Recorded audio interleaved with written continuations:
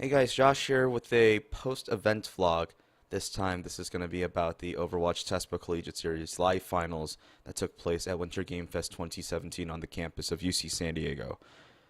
For a little bit of context, the original way I was brought onto the Tespa Collegiate Series Overwatch broadcast was because Seamus and James, or Seamus and Jamerson, they were the original casters for the broadcast, the ones who were originally hired. Seamus was also hired as the in-game observer technical director for the Overwatch World Cup. So there was a week where he couldn't cast the broadcast, and then I was brought in as like a temporary fill-in. I showed up, I killed it. They ended up inviting me back a couple more times. Seamus got sick one week, so I got to go in again and again, and they enjoyed my work. So I was fortunate enough to be invited back to finish out the Tespa Collegiate Series, in addition to actually casting at the live finals. Um, the live finals at UC San Diego was the biggest event that I've ever casted, and the only legit produced live event that I've ever casted. Everything else I've done has been mostly like remote productions, studio stuff like that. But in terms of being live in the crowd, casting, and having my voice come through the speakers to the audience was a completely new experience for me, and I can barely remember any of it. And that's not to say like no, I wasn't like drunk or something during the broadcast. That's not what I'm trying to say at all. It's more of a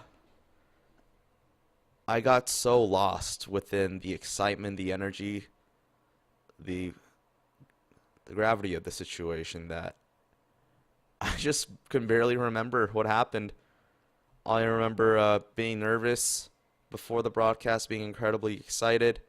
But like in the middle of it, all I remember is just completely losing myself within the game, within the crowd hype, within like what was happening. This was a historical moment. Overwatch, the first new Blizzard IP in like 10 years, something that kind of hit the ground running in terms of a really hype community, especially in the esports world.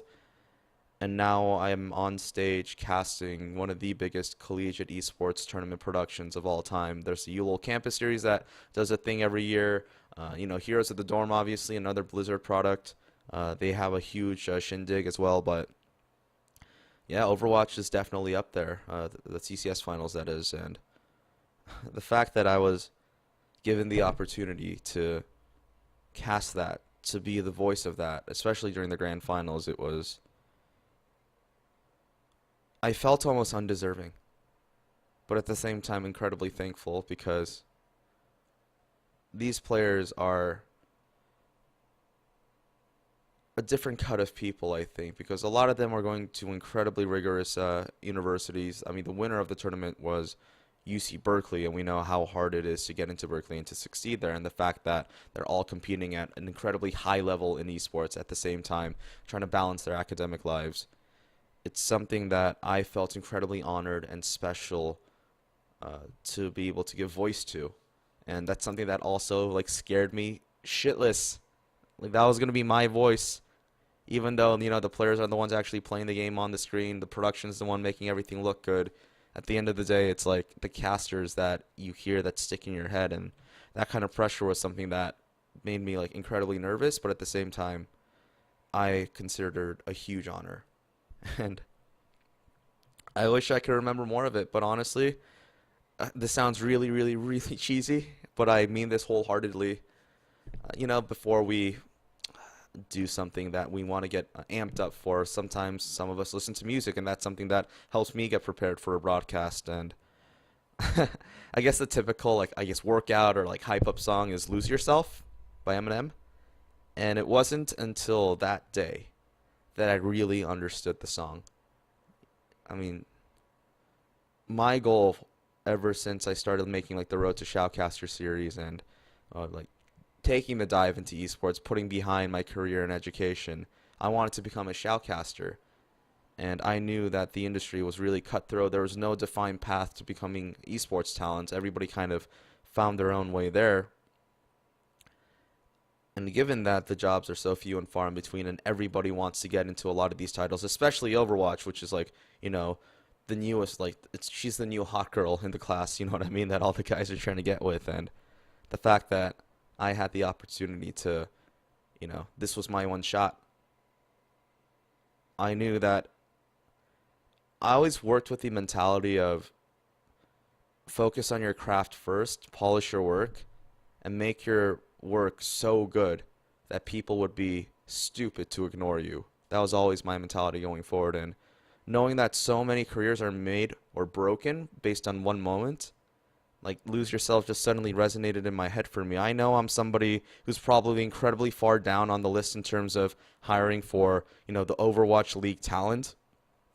I know guys like Monty, Doa, Uber, ZP, people like that are probably, at the very, very tip top. And I think that's something that's incredibly deserving. They put in a lot of work. They're fantastic presenters and commentators, and they do a great service to the community. And that's not something that I'm necessarily jealous of, but I'm just saying I understand my place within the esports, like the food chain or the totem pole. I'm incredibly far down.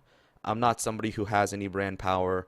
I have 700 followers on Twitter, which to, you know, a, a, a casting person or whoever is acquiring talent like that, I'm essentially a nobody. And in this industry, like believe it or not, like, I'm sure it's not that hard to believe.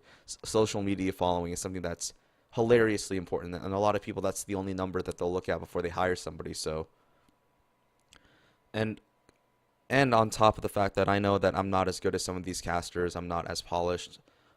There's a lot of things that I lack, but at the same time, it's like I know I can get to that level. I know I bring something special to broadcasts. And I know for people like me, these opportunities are a once in a lifetime thing to seize everything you ever wanted. And I think in a previous vlog, I said, all I really want is my shot. The Overwatch Tespa Collegiate Series live finals at UC San Diego. That was my shot. Did I do a good job? Did I, seize the moment? I don't know. I really think that I did. I truly felt myself get lost. Like, before the game, I felt incredibly excited, but once I actually got into it, started commentating, like the adrenaline was pumping so hard. I have never been that amped up in my life. Like it's like I was playing Lucio and I had 0 cooldowns and I just had a finger on E the entire time. I was just amped up beyond all reason, beyond any level that I've ever experienced in my 25 years on this planet. I was so incredibly hyped. My heart was pounding. I was literally sweating through my shirt, just dripping all over the place. It was disgusting, but I was getting so incredibly hyped. I didn't care. Like, every big play, those players, they put in so much fucking work to get to that stage.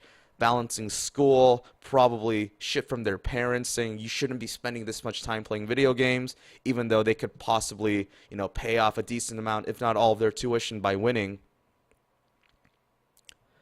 All of that was all I felt. The players, the stories behind them, the weight of the competition, in addition to the live crowd itself. That's something that I've never been able to experience in my life, and I've never felt more presence ever in life than those few series that I was able to cast, especially the grand finals where I tweeted out before the broadcast started, I was leaving my heart on that caster's desk. That was my one shot. It's very likely that I'm never going to get an opportunity like that again, and that's something I am totally ready and willing to accept. All I wanted was my one shot. And so many people out there, no matter what industry it is that they work in, nobody, no, not nobody, but so few people are able to truly say that I had my shot. I was given my one shot to prove whether or not I was worth it to these people. Just the fact that I was given that rare opportunity is something that makes me feel incredibly honored and special, and I'd like to think that I did the very best that I could. I took full advantage of that opportunity. I did right by the community, the players, everybody watching in the audience. I truly believe that I did everything in my power to deliver the best possible performance and most entertaining cast that I possibly could have, and still doing a good job of painting the weight of the situation, like the victory of the players. I was given my one shot. Maybe I'll get more opportunities in life, but all I was asking for was one. it would be a dream to cast professional Overwatch. It truly would. Nothing would make me, I can't say nothing would make me happier, but that's something that would make me real fucking happy, let's be honest. Not a lot of us get that shot in life, and the fact that I got it is something that I will always be incredibly thankful for. So, thank you, Seamoose, for not being able to cast that 1 week, so I got my shot. Thank you, Jamerson, for being an awesome, you know, co-caster and friend. And honestly, it was your first time hosting an event like this, and I thought you did a fantastic job. So kudos to you, my friend. Meeting Ben Fishsticks for the first time was really, really cool. He's a fantastic guy to work with, and I'm sure I'll see him more in the future. And I hope that this journey doesn't end here, but if it does, I will be forever thankful for every opportunity I've been given to take part in this wonderful world of Overwatch esports.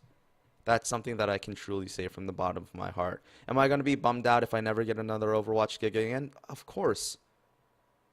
I can't love the game this much and like pretend like I wouldn't care if I never got another gig again, but would I be resentful? I don't think so. All I was asking for was my one shot. I was given it. If I couldn't turn that one shot into something bigger, that's on me.